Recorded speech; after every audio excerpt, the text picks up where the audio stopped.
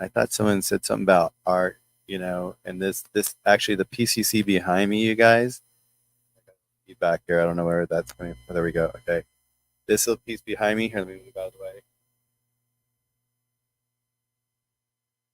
This was a piece that I painted when I was in my early 20s, and there's a really beautiful story behind it. This piece here is actually a piece that I made probably about a few years ago off the original that I painted in my 20s. And I've carried this piece around my whole life, and I've got a whole series of these. I had a lady that was from London that wanted to take them to London and make posters out of them.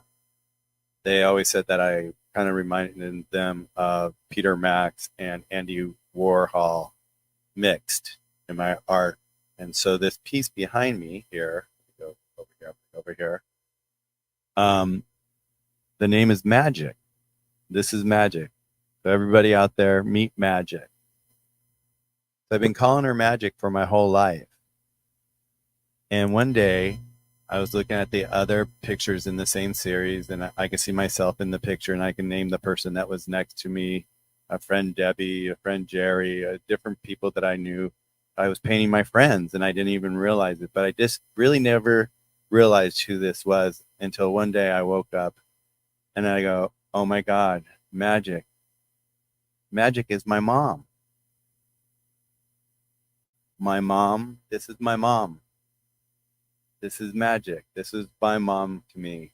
She was so magical, allowing me to be so creative at such an early age and showing me art and supporting me in my arts and all that. And so, everybody, in a sense, meet my mom, Magic. I lost her. I'll close with this story. This is I always love this story, and it's a really really beautiful story. I was living in Chicago at the time, and I get a phone call from my sister, and my sister tells me, Michael, mom's got cancer, and she lived here in California, and the doctor's given her 18 months to live. She had lung cancer, and so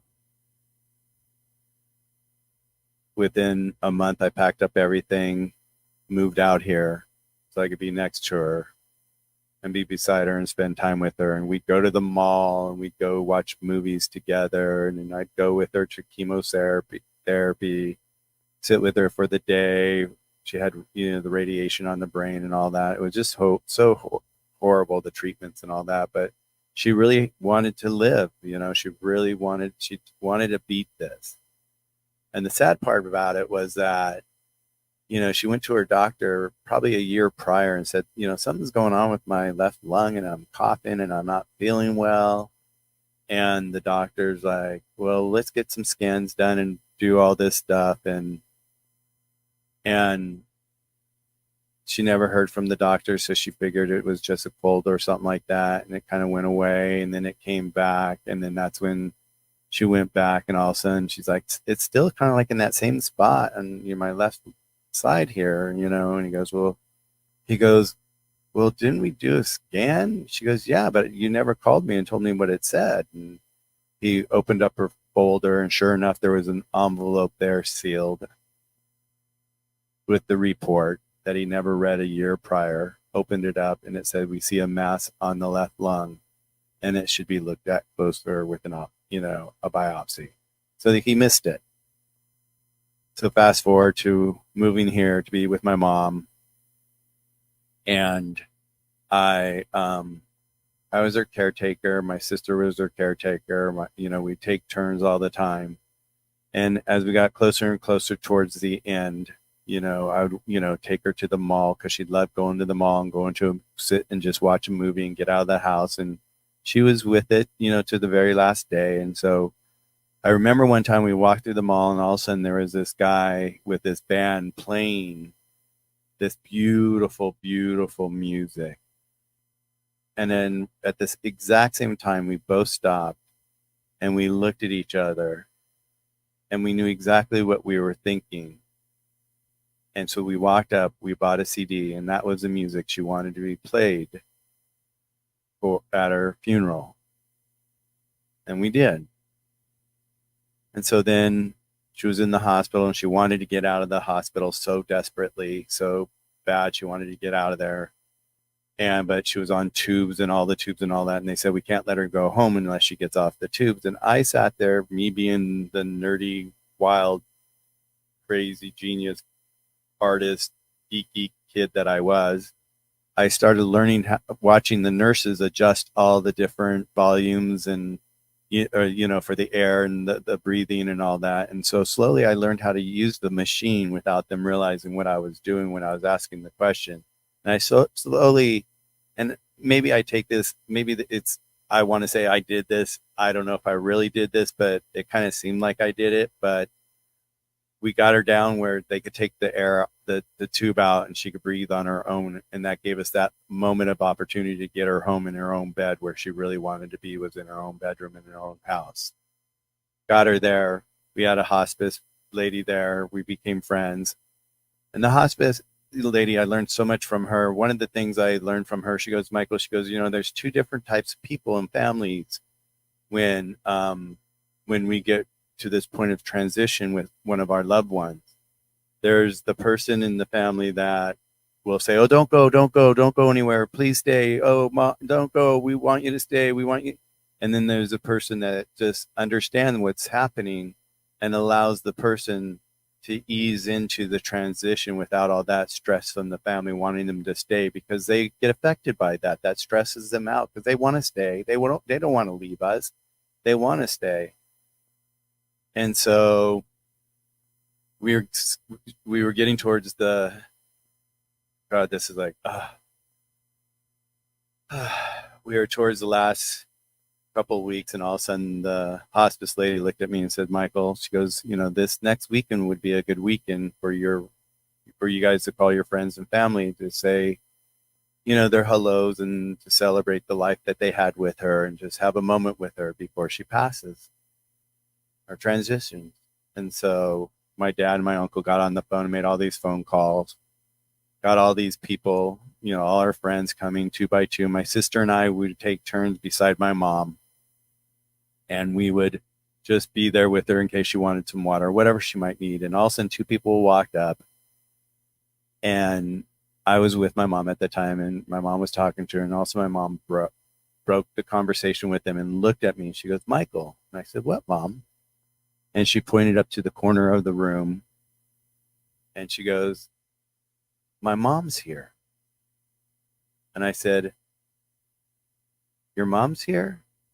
And before I could say any more, the 2 people were like, oh my God, it's the drug, it's the morphine, she's hallucinating, blah, blah, blah, blah. And I just knew just to leave it alone right then, because I didn't want them to interfere with anything that was really going on. And so I let them continue on to a conversation other than what she said. And later that night, it was my sister's night to spend the night with her, because we'd switch off every other night. And I got on the freeway, and all of a sudden, before the exit next, as I got on, I said, I have to get off, and I have to go back, and I have to talk to my mom and ask her what she said. And so I went back. I just told her I left my cell phone or something like that. And I said, Mom. She was, what, hon? And I said, earlier you said your mom was here. And she pointed to the exact same place in the corner of the room. And I said, is she here for you? And she said, yes. I said, well, when you see her, give her a hug and give her a kiss and tell her I'll see you guys on the other side, wherever that might be. She goes, I'll do that. And she'll be happy to hear that. But she probably already can hear that, she said. My mom was she was with it all throughout the end. And I ran out to the garage to tell my dad. And my dad looked at me and goes, oh my God, just the other day she was telling me that my aunt and my uncle were on their way. And I couldn't figure out what she meant. And, my dad's LAPD, clueless. And so the first thing that pops in his mind, he was his dad. And so he goes running into the bedroom. And I mean, really, he threw a cigarette down, went running into the bedroom, took my mom's shoulder, shook her, and he's like, "Have you seen my dad yet? Have you seen my dad yet? Have you seen my dad yet?" My mom looked him square in the eye and she looked at him. She goes, "Oh, don't be such an asshole. If I see him, I'll let you know." And she was with it till the end. I mean, for her to say that, I started laughing because it was true. She hadn't seen him yet, but they did. They came to carry her home. And and I talked to the hospice lady, and I said, so what's the best way, from your experience, for us to let her go easily and not be one of those family members that are saying, "Stay, stay, stay," because so many people that came to visit said, "Oh, you could fight this, you could win this," still, and she goes, "Michael, just tell her you're going to be okay. Tell her that your sister, your dad, you're all going to be okay, and then you'll see her on the other side." And that's what I did. And I was there the morning. It was my night, and I woke up and got her breakfast, some water, whatever she could have. And I was lying in bed with her, and she was right here in my arms. And all of a sudden, my dad got a call to go to the dentist, that someone canceled their appointment, so he got a cancellation to go get his tooth fixed. So he went out of the house real quick. So it was just me. And I called the hospice lady and I said, I think it's time. I hear that they call it a death rattle, and they start to hear this noise in their lung when they breathe, because they're filling with fluid. And all of a sudden I say, "I hear the death rattle." And she goes, "Yeah." She goes, "It's time." She goes, I go, "Well, how much time, does this last for?" And I was just, learning. And she says, "Well, it lasts." She goes, "But she's probably hanging on for somebody who's not there." And I said, "Well, my dad's not here, but he got called away for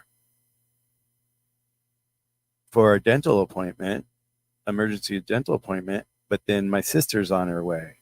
And he goes, "Well," and she said that, so the hospice lady said to me, she goes, "So your sister's on the way. She's waiting for your sister. Your dad got the call because your mom didn't want your dad there. And so she'll wait for your sister." And so sure enough, 15, 20 minutes go by. My sister comes over, and she's there. She's on the other side of the bed with me and my mom. And we're just saying, we're going to be okay, Mom. It's okay. It's okay to let go, let go, let go. And it was kind of comical at the very end of it, which was kind of funny about it. And that was kind of like my mom a little bit, was that all of a sudden we heard her take a deep breath. And I looked at my sister and I said, "She's gone." My sister started crying and ran to the bathroom and crying, and I started crying. But I sat there and I held on to her, and all of a sudden I was there just crying and just thinking about everything that was happening at the moment, which was, I was so numb even at that moment. And all of a sudden she took a deep breath, and I'm like, "Debbie, she's back." And Debbie's like, "What?" My sister, and she comes running. We're sitting there beside her, and she did this a couple of times before she actually transition. So it was kind of comical at the very end, but it was just like, it was my mom saying, "I'm going to be okay, you guys. I'm going to be okay. I'll see you guys on the other side." And for the next month, 2 months, I saw signals all over the place that I saw her here and there. But I just like to share that story. And so that's my mom. That's magic. And she creates magic in my life every single day. And I believe in magic. I hope you guys do. So with that, good night, guys. I'll see you guys tomorrow. Um, have a beautiful evening, and thank you for allowing me to share these moments of my life with you and my journey, and supporting us in this journey and helping us get the kids out and have a better life.